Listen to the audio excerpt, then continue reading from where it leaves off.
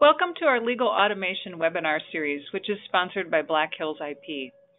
Black Hills IP is a U.S.-based IP docketing and paralegal service provider that focuses on using technology and automation to provide the highest level of quality in outsourced services available today. For this webinar series, we are bringing together experts to talk about how automation, artificial intelligence, and expert systems are being used in the legal field. The Legal Automation webinar series is free. This is one of several monthly webinars in this series. The schedule and registration information for upcoming webinars in this series is listed on our website. To register for any of the future webinars, go to the tab for Educational Resources on the Black Hills IP website, which is www.blackhillsip.com. The webinar that we are presenting today is on machine learning for due diligence. We will allow time for questions at the end of the webinar. The questions can be submitted using the question box on the control panel that's probably on the right-hand side of your browser. You can submit a question at any time during the presentation, but it will be held in the queue until we are ready to take questions at the very end. So I'd like to first introduce myself and my co-presenter, Sandra. I am Ann McCracken, the president of Black Hills IP. I'm a patent attorney with 21 years experience in patent prosecution. I was a partner at the Schwegman Lundberg Wissner firm for 10 years, and I was also a full-time law professor, and I directed the patent prosecution program at Franklin Pierce Law Center for 5 years. Sandra, can you tell the audience about your background? Of course. Hi, everyone. Thank you so much for joining. My name is Sandra Rebenchuk, and I'm an AI practice consultant at Kira Systems. This means that I work with our law firm clients based in Canada, the Midwest, and the Northeast on everything from rollout, implementation, and training, and generally being successful with the use of AI. My background is also in law. I practiced M&A and securities at Goodman's in Toronto. Great. Well, thank you very much for being a part of our program today. We're looking forward to hearing your portion of the talk. Before we jump into that, though, I just want to set the stage. We've been presenting on legal technologies that are shaping the future of IP law. And there's a number of technologies that we've already either presented on or we're planning to present on in the future webinars that we have scheduled. So that would include transaction management, due diligence, contract review, legal research tools, document automation, expert systems, and document proofing are topics that we're covering in this webinar series. Now I'm going to turn it to you, Sandra, to talk about the machine learning for due diligence. Great. Thank you so much, Ann. So today, a few of the topics that we're going to cover are generally machine learning in context. So why machine learning and generally how it works for those of you who may never have had the chance to take a look at it yourself. We'll then go through planning your program. So in short, that means if you are looking to use this type of technology or implement it at your organization, what are some of the things that you need to think about that will help you be successful? Finally, we're going to look at both some of the criteria that is really helpful when you're looking at these different solutions, because we know it's really loud and exciting market out there and everyone's talking about AI, and trying to discern between different solutions can be a little overwhelming sometimes. And finally, we're going to share some real life stories, because luckily we're not talking about hypothetical use of AI. This is something that's being broadly used all over the world, so we can actually share some of those real stories with you. Great. So looking at the first slide here, machine learning in context is really something that focuses on the why. So, yep, that's right. Why contract analysis? So just a little bit of history about why this type of technology was developed for a problem like due diligence. So people spend a lot of time reviewing contracts. It's something that I did as an associate.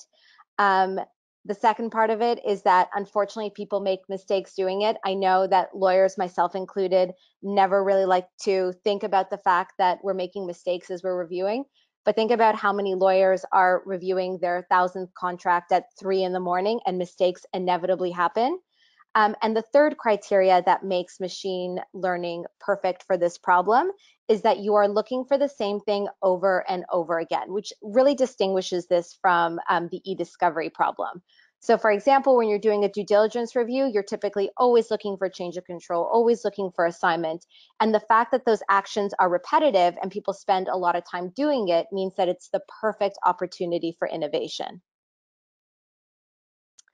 If we go on to the next slide, we talk a little bit about why machine learning is the right solution for this problem. And one of the reasons is because the language that you find in these agreements and that machine learning technology is looking for tends to be diverse. That means that different types of AI, and we don't have to cover them in this webinar because there's so many of them. For example, something as simple as not AI, a keyword search, or looking at a rules-based system, something X, X equals Y, may not be the appropriate solution when you're looking for language that is highly divergent. So when we look at this slide, we see 3 examples of essentially the exact same concept phrased in 3 completely different ways. And when you're teaching a machine to understand a concept, you have to give it this diversity and you have to let it develop this type of quote unquote intelligence on its own. If you are going to use something like a rules-based system, that would be something like every time you see the word change of control, that is a change of control provision, you would notice that you would get nowhere near the level of accuracy that lawyers expect if they're going to be working hand in hand with this type of technology. Most importantly, it's important for a type of technology or the machine learning to be able to look at unfamiliar documents. So when you're training a system and you're saying, I need you to be able to recognize this type of language in a certain number of agreements, you have to make sure that if someone on the other side of the world uses an agreement that the machine has never seen before, it can still work accurately. And this is why this technology is great for that. Now, how it helps. One of the main things that we always see is that it reduces the amount of time that your lawyers have to spend doing this type of review. This is great for a number of reasons. One, it's obviously great for clients. They love to hear that you can do things more efficiently and at the same time just as accurately. One of the questions that I get all the time as I'm working with firms is lawyers wanting to know how they can get comfortable with accuracy.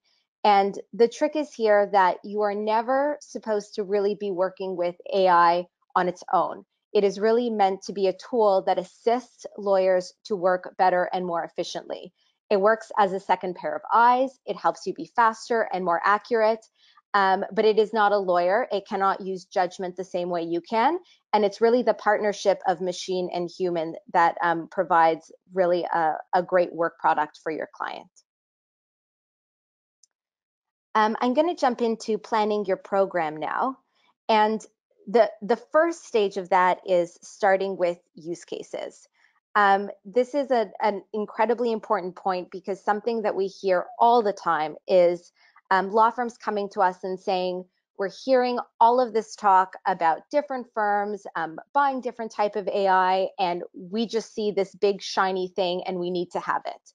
And our advice is always to start the process in reverse. Don't start with the technology or something that looks cool or interesting or you've read about in the news. Start with identifying the problem that you're trying to solve. So is it that you do high volumes of due diligence and you're starting to feel pressure from your clients to work more efficiently or more accurately? Is it that you're noticing a lot more work is coming in dealing with regulatory compliance issues like GDPR and you need a better way to handle that work and maybe you're understaffed? Are you noticing that your real estate lawyers need a more efficient way to be looking at their leases? There are a few more examples on this slide, and I don't want to necessarily read them out to you, but I would recommend that starting with the problem that you're trying to solve and then working back to finding the right solution will mean that you have a much higher likelihood of success long term. Going now to workflow. So once you've actually identified the use case or the problem that you're trying to solve, you need to understand what you need the tool to actually do and what the process is. One thing that we try to do is mimic existing workflows that lawyers have. At this point, for people who have been practicing a long time, you may not even think of the things that you do as workflow, but you have a process, whether you recognize it or you're aware of it during the day. And it's important that the technology that you adopt fits into that process as much as possible. So what you see here on this slide is just an example of, in a due diligence process, what are the different steps and how will the technology assist you from beginning to end, including setting up a project, making sure you have your deal team involved and everyone can collaborate. How do you choose what concepts you want the AI to find? Is that easy to use? Making sure you have a way to easily bring documents into a system. Are there integrations with data rooms that you need to be aware of? As an optional step is provision training. So let's say you're working with a technology that you have a client who said, I want you to find this very industry specific term in our documents, and the AI isn't trained to do that. Can the law firm train it itself? That's actually something that's very important, and you'll see is actually something that's happening commonly. So knowing that that's a step and a possibility is very interesting.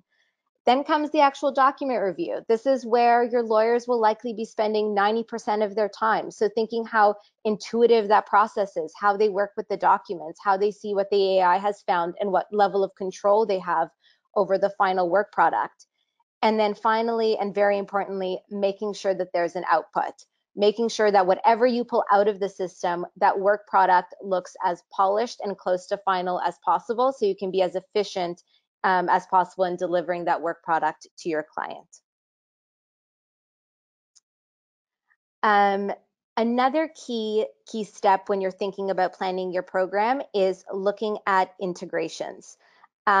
So you'll notice that a lot of people in this space, or if you're looking at AI solutions, not just for due diligence, but for all sorts of different types of work, they really focus on the tech and they show you all the cool things that you can do when you're in the platform. But one of the most important things is how easily can you get information and documents in a system, and how easily can you get it out. And how seamless you can make that process is going to be incredibly important, not just for your lawyers, enjoying using the software and using it efficiently, but also ultimately for clients. So in the due diligence context, look at things like integrations with data rooms. Can you have documents sync automatically? If you want to push data out, can you link it with another system with an API, for example, Neota Logic, and then apply a different type of technology to it? So keeping in mind these different steps and how they're going to fit into that use case problem we discussed at the beginning of this section is going to be very important. Moving on now to actually evaluating platforms. Again, we know, because we talk to law firms all the time, and we know that this process can be a little overwhelming, especially as the number of options out there have blossomed in the past couple of years. So we often encourage people to do a POC, do a trial, try the technology, and really track the things that they care about. Some examples on this slide are obviously time savings. How much more efficient can your teams be if they're using, a due diligence tool? Improved accuracy. Are you finding that the system is finding things that your lawyers may not have, or spotting problems, or helping you create issues lists a lot easier than they used to? Is it intuitive to use? And this is incredibly important, because you want to make not just your clients, but also lawyers want their life to be easier, not harder. So the technology should be intuitive. Does it let you collaborate with your teams? If you are an M&A lawyer and you are running a due diligence project and you know that it's going to involve your IP team and your real estate team, and you also need your employment expert, how easy will it be to bring all of these people together to collaborate for the deal to get done on time and well? Those are just a few of the examples. We really encourage people to do kind of data-driven research when they're looking at different solutions and track the different things that really matter to them.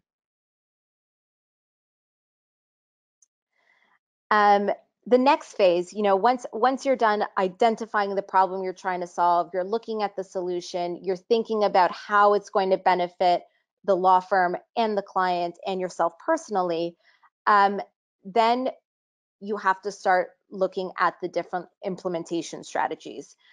It's something that we try to help with a lot. Many technologies that have been rolled out in the past have not been as intensive on the lawyer side.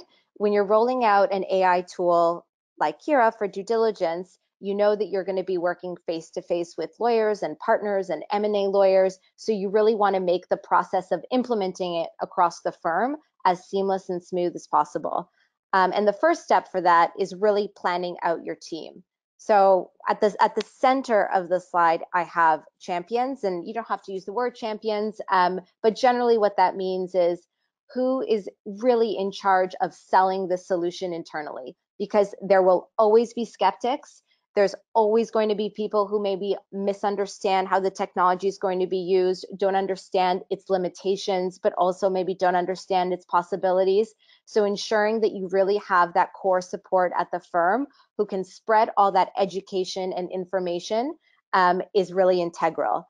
And then branching out from there, it's really important to make sure that you have an administrator on the technology side, a project manager to make sure that if you have high volumes of review, someone's always making sure that the right staffing is available or accounts are created, a training coordinator for a new type of technology that's going to be used in usually high intensity situations, something like due diligence. You want to make sure that people are trained up front and you have the type of internal support that you need if a problem or a question comes up at 3 in the morning on an urgent deal. So just thinking about how the different team that you need to create internally to make sure you can support this type of solution is great during the planning stage. So moving on now, I thought we would actually look at some real life examples. We work with over 100 firms worldwide. Obviously, as the technology is a little newer, some people are more excited to share what they're doing and some people are less. But I do find it valuable to discuss that this work is happening all the time. There are people at firms all over the world who are developing this expertise. So you don't just have to listen to me or anything that you read online. Talk to your colleagues about what they're doing because they'll have some really great stories to share.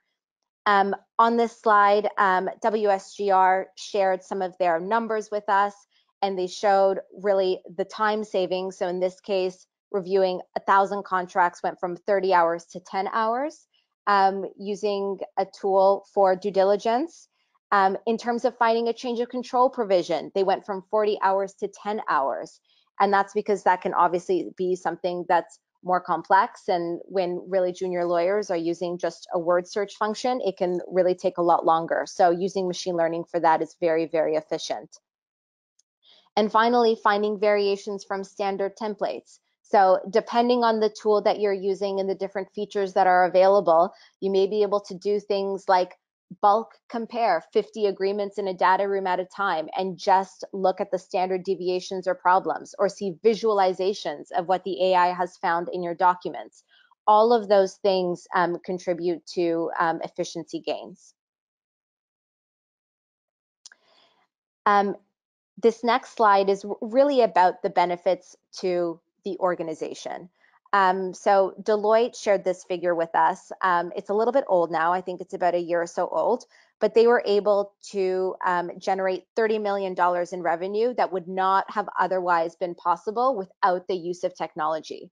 And that's just because the same team of people that was doing their work before was able to take on more.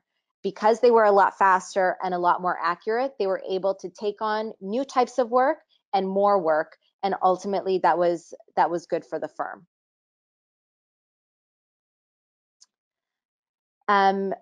Elevate is another very interesting one, and that's because they did a lot of their own training. So one thing that I mentioned during that workflow stage is you'll notice that different solutions will come with different capabilities built in about what they can find in your documents that's relevant for due diligence and what they can't. And one important functionality is, can you train it yourself? How easy is that to do, and how much time can you save? So what you see here is Elevate really invested the time into training some of their own fields, and that ultimately resulted in them eliminating many review hours and cost savings for their clients.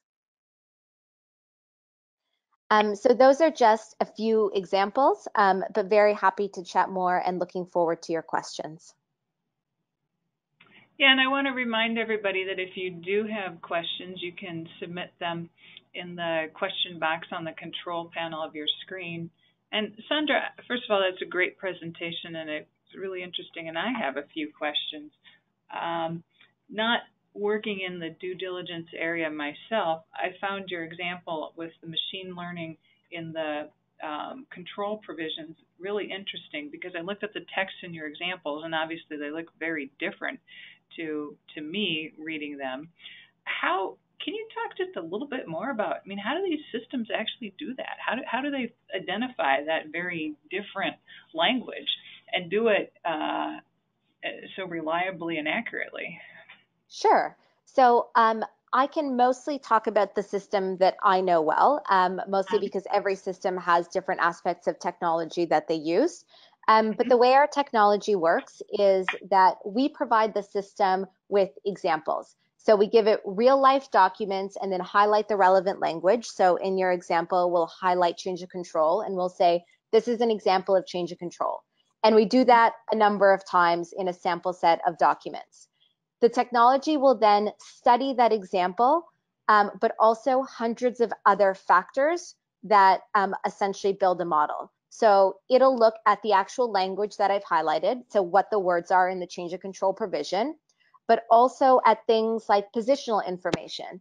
Does the provision that you're trying to train always appear at the beginning or the end of an agreement? What type of language tends to appear before and after? What are the variations in the characters? So all of these different factors play in, and ultimately it creates a probabilistic model that lets an AI technology tool say, yes, this is very likely the concept change of control, as opposed to I'm just looking for the word change of control.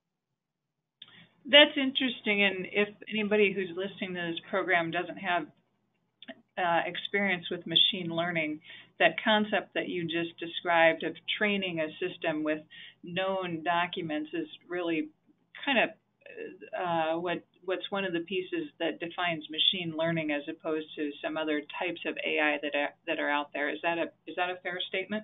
Yes, that's definitely a fair statement. And the reason why I think it's particularly helpful and flexible for anyone who's curious is because if the platform allows you to, you can do all this training yourself with the documents of your choosing. For example, if you work in the oil and gas industry and you wanted to train a system to find very specific types of provisions in those documents, because I know they can be quite unique, you can feed the system a certain number of oil and gas documents and train it that way. So I think it's very versatile. Well, and okay, so we talk about this training, and there is some kind of setup to begin with, but yet when you were talking about evaluating platforms, I think you suggested potentially doing a trial. How does that work? Because it seems like there would be quite a bit of effort to set up a system. How would you go about a trial, and is that what you meant when you said that, or did I maybe misinterpret that? Sure. So when I was no, that's exactly what I was mentioning, especially at the use case stage when you're trying to figure out what the right solution is for your problem. And we actually find that the vast majority of the firms that we work with do trials and sometimes head-to-head POCs where they're comparing more than one system at a time. And sometimes that can actually also be very valuable because once you've been through that process, then you really know that you are comfortable with the solution that you've picked, and you also get the buy-in that you need internally because you've done such a thorough process. It can be a little time consuming, but I think that you should really lean on the solution providers for that, both in terms of guidance about how it should be run, how it can be run quickly, how it can be run without, too many valuable hours that could be billing instead of trialing software. And really try and lean on their resources to help you through that process so it's not as burdensome. That's a great tip. We do have a couple of questions from the audience, so I'm going to go to that now. The first one is, have you had success or examples of implementing these solutions in a law firm environment? So do you work outside the legal context, and how much of it have you done within the legal context? Yes, so we work, I think we have over 90 firms that are clients now and actively using the technology for due diligence, but also myriad other use cases in the real estate field or for compliance work. And we also work with companies directly. So with their legal teams, especially when they're doing contract metadata extraction work or looking to move all of the data that they have on their third party or vendor contracts into a new contract management system. And then we also work in the audit and accounting space. My personal experience is with law firms in the regions that I mentioned earlier in Canada, the Midwest and the Northeast. But we have firms in the UK, in Australia, really all over the world that are actively using this right now. So both law firms and corporate legal departments that are doing due diligence are certainly implementing technologies like this, and it's being implemented quite successfully. Yes. So for the due diligence use case, we're finding that it's mostly law firms that are using it for that purpose. Corporate legal departments are mostly adopting it for more contract management purposes. Okay. Okay, another question. Additionally, you mentioned feeding in examples for the tool to learn or train on that are your own documents, meaning the organization's own documents. How does that process work? Does the customer do the training, or is that part of the vendor service to do the training using the law firm or the corporation's own documents?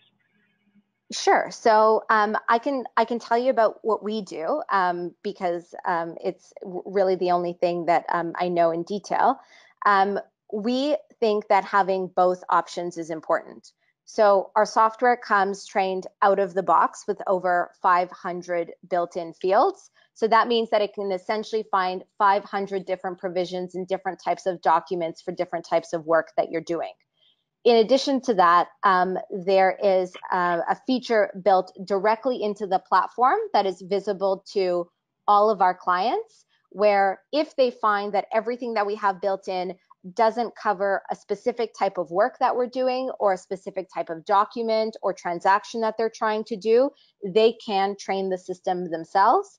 And to preempt the question, because I know is at the back of everyone's mind, anything that a firm trains themselves is obviously their IP, and we do not use it and no other clients see it. Okay. Then how long does it take to train? So the question from the audience is, how long does that training take before the AI is providing the time savings, for example, that you gave in some of those examples? Mm-hmm. So for some of the examples that I gave, that was using the capability out of the box, so it didn't require any training. If you're just doing a stock standard due diligence review, you don't need to do any training yourself. It just works. If you are trying to do that type of work that I mentioned is a little bit different or unusual or on a type of documents, like I mentioned, oil and gas, that aren't really standard for review, and you need to train it yourself, then the answer is it depends, which I know is an answer that everyone hates, but I can give you the average. So usually we recommend, when you are looking to train your own provisions, to give the system about 30 or 50 examples, so 30 or 50 agreements, and then you can quickly go through and just highlight the examples of the provision in those documents, and then ask the system to train in the background, and it'll typically take a couple of hours. There are obviously variations depending on what you're trying to train and how many variations there are in the language, or if you're trying to train in multiple languages. So all these different things factor in and will impact the length, but that's the average. That's really surprising. I would have expected that you would say much more than 30 to 50 documents, and maybe that's because I come from a computer science background, and I've done some neural network programming, but in my cases we were dealing with thousands, if not hundreds of thousands of data elements for training. So that's really impressive that you could have 30 to 50 documents and on average, and the system can pick up the complexities and learn off of that. That's pretty cool. Yeah, and we do. And of course, there is a lot of nuance and best practices that we try to give, but hopefully, I hope, because I run these, hopefully we run pretty detailed training sessions so that people can get to those results quickly. So a couple more questions. I found this really interesting. Once a software tool like this is implemented in an organization, who in the organization typically manages and uses that software? And let's keep it in the legal context. Is it paralegals, associates, partners? Who is the user of a tool like this once it's rolled out? Yeah, so I think that the big junior associates and students. So we really see them as the bulk of our users. Some firms also ask their project managers and their paralegals to get involved to a certain extent. Sometimes they'll ask, their team of project managers to help set up projects, and then associates will jump in and do the actual review. So you can also split up responsibilities that way. But those are really the power user groups. Wow. I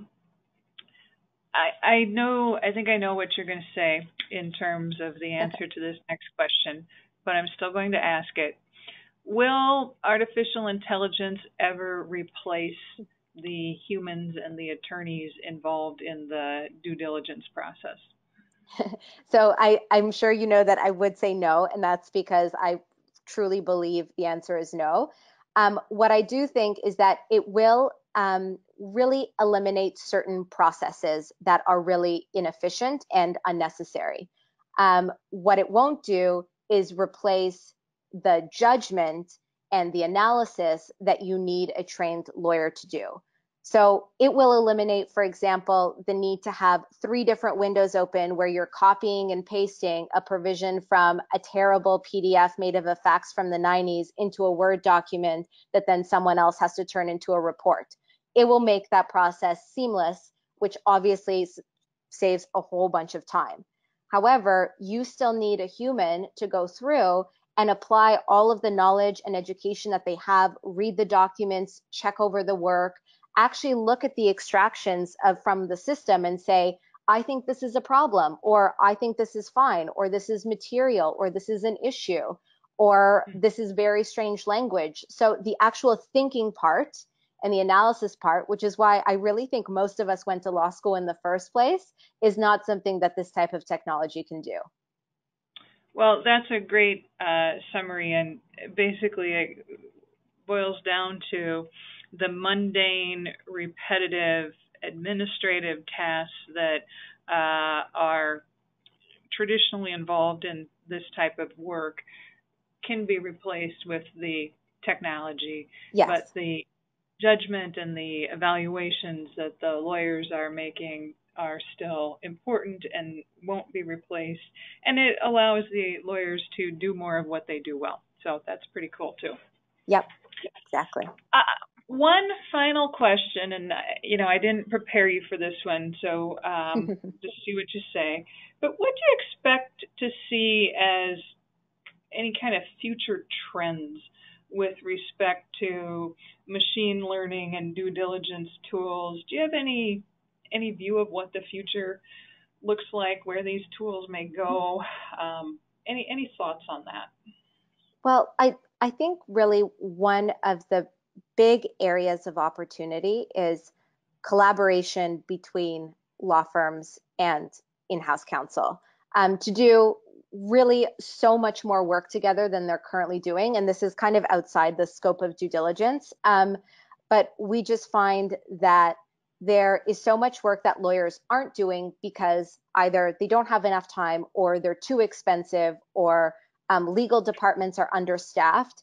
And if bigger organizations or law firms adopt this type of technology that lets them work more efficiently and really lets them be able to dig into their contracts and pull out data more efficiently, then they can come up with all sorts of different types of work and provide new value to their clients.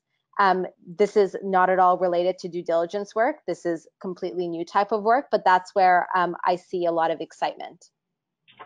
Well, in your example, in your earlier slide where Deloitte was able to identify new revenue streams and it amounted to up to $30 million. I mean, that's a great example of where this could go too. So, Yeah. very interesting.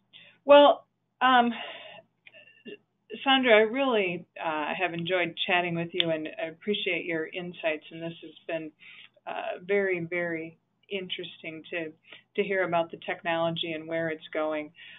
Again, I really appreciate you being a part of the program. And I just want to remind everybody that if anybody has questions about Black Hills IP services or processes, you can contact Jim Brophy. I've had his contact information on the screen for a while here. And then the next webinar in this series on legal automation and artificial intelligence is Artificial Intelligence for Contract Analysis. This program is in a couple of weeks on November 28th at 1 p.m. Central Time. So again, you can register for that webinar or any of our other webinars, or also watch any of our past webinars, which are available on demand for free by going to the Black Hills IP website. I want to thank Sandra again today for participating and the audience for joining us. And we hope that everyone will join us for the webinar in a couple of weeks and for future webinars as well. Thank you, everyone. Have a great afternoon.